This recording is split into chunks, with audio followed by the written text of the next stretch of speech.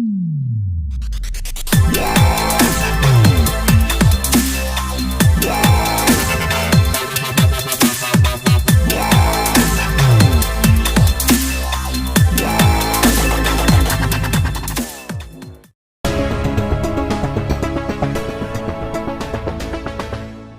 banyak sekali pendapat para ahli tentang manajemen. Bagaimana caranya agar kita lebih mudah memahami masing-masing definisi tersebut? Itulah yang akan saya bahas di dalam video ini. Halo teman-teman, saya Fidrianingsih. Selamat datang di channel saya. Di channel ini saya akan membahas berbagai isu seputar manajemen serta ilmu bermanfaat lainnya, tentunya dengan bahasa yang mudah dipahami. Dijamin teman-teman gak bakalan rugi follow channel ini. So, tunggu apa lagi? Langsung klik tombol subscribe dan lonceng notifikasinya sekarang. Oke, terima kasih. Sekarang kita kembali ke topik. Kita mungkin sering mendengar istilah manajemen, tapi apa sih manajemen itu sebenarnya? Let's see. Sekarang kita lihat dulu pengertian manajemen menurut para ahli. Yang pertama, menurut Mary Parker Follett tahun 1918. Manajemen adalah seni dalam mencapai sebuah tujuan melalui aktivitas orang lain. Sedangkan menurut Ordway Teed tahun 1951, manajemen adalah sebuah proses dan pemimpin yang mengarahkan dan membimbing aktivitas organisasi dalam mencapai tujuan yang telah ditetapkan.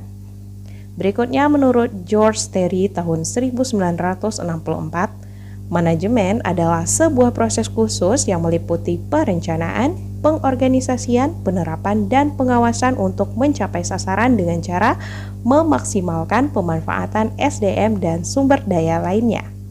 Berikutnya menurut Sisk tahun 1973, manajemen merupakan koordinasi dari seluruh sumber daya dalam mencapai tujuan tertentu melalui proses perencanaan, pengorganisasian, pengarahan, dan pengendalian kegiatan. Berikutnya menurut Coontz, Harold, Cyril, O'Donnell, dan Weirich tahun 1980, manajemen merupakan upaya untuk membuat orang bekerja di organisasi formal dengan cara menciptakan lingkungan yang efektif. Berikutnya menurut Atmo Sudirjo tahun 1982, manajemen adalah pengendalian dan pemanfaatan seluruh faktor dan sumber daya yang ada yang dalam perencanaannya bertujuan untuk mencapai tujuan kerja tertentu. Berikutnya menurut Donnelly, Gibson, dan Ivan Sevic tahun 1984, manajemen merupakan koordinasi terhadap kegiatan orang lain demi mewujudkan tujuan yang hanya bisa dicapai secara bersama-sama. Berikutnya menurut Massey dan Douglas tahun 1992, manajemen merupakan sebuah proses untuk mencapai tujuan yang sama dengan cara bekerja sama dan mengarahkan orang lain. Berikutnya menurut Stoner, Freeman, dan Gilbert tahun 1995, manajemen adalah upaya memaksimalkan potensi sumber daya dan aktivitas anggota organisasi dengan cara melakukan perencanaan, pengorganisasian, pengarahan, dan pengendalian terhadap aktivitas tersebut untuk mewujudkan tujuan tertentu. Berikutnya menurut Robin dan Coulter tahun 2002, manajemen adalah sebuah proses koordinasi terhadap berbagai aktivitas kerja secara efektif dan efisien dengan melalui orang lain. Berikutnya menurut Kreitner tahun 2008, manajemen merupakan sebuah proses dalam mencapai tujuan yang efektif dan efisien melalui kerjasama dan pemanfaatan keterbatasan sumber daya dan lingkungan yang dinamis. Dan yang terakhir menurut Jones dan George tahun 2014, manajemen merupakan cara untuk mewujudkan tujuan yang efektif dan efisien melalui penggunaan dan pemanfaatan seluruh sumber daya organisasi di bawah perencanaan, pengorganisasian, pengarahan, dan pengendalian yang terstruktur. Berikutnya kita masuk ke kata kunci tentang manajemen. Dari pengertian-pengertian manajemen di atas, kita mendapatkan beberapa kata kunci atau keyword untuk memahami konsep utama manajemen tersebut. Berikut beberapa elemen yang terdapat di dalam manajemen. Yang pertama, ada proses, upaya, atau usaha terencana. Yang kedua, terdapat fungsi atau proses atau kegiatan manajemen yang terdiri dari perencanaan, pengorganisasian, pengarahan, dan pengendalian.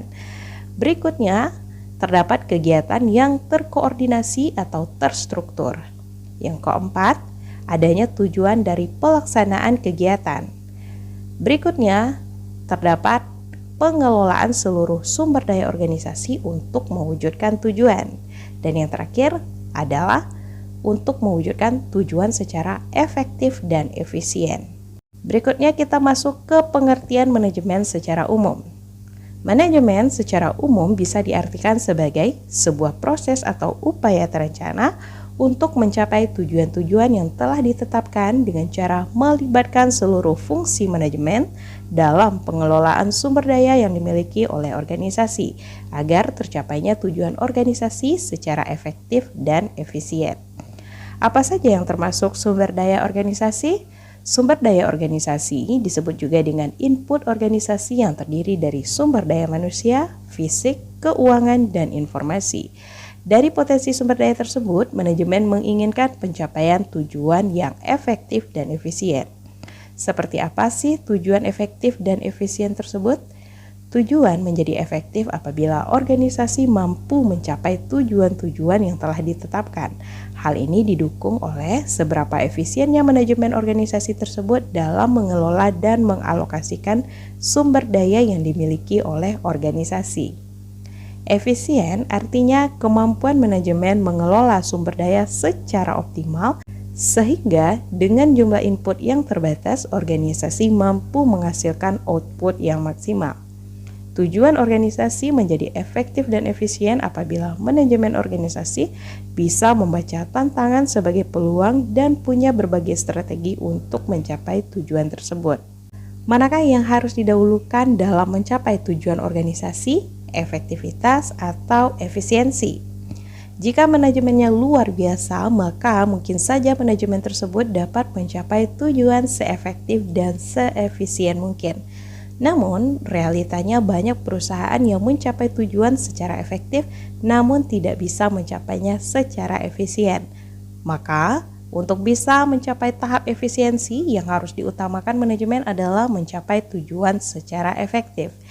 Berikut saya perlihatkan fakta-fakta manajemen dalam mencapai tujuan organisasi, mulai dari yang terbaik hingga yang terburuk.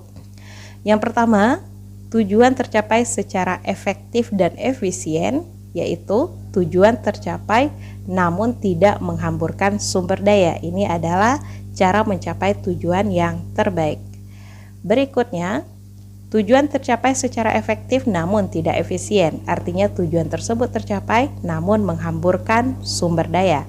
Inilah yang paling banyak terjadi di dalam organisasi.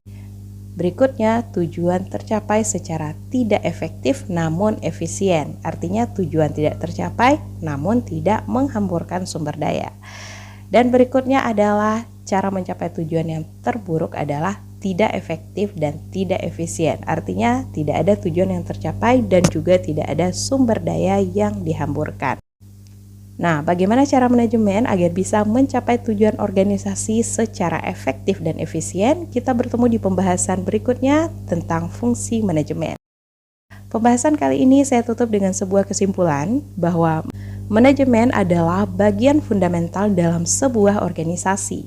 Tanpa adanya manajemen yang dapat menjalankan fungsi-fungsi manajemen, maka organisasi tidak akan sampai pada tahap pencapaian tujuan yang efektif dan efisien. Dan inilah 3 sumber referensi utama yang saya gunakan di dalam pembahasan video ini. Oke teman-teman, sekian dari saya. Semoga bermanfaat. See you next time and bye-bye.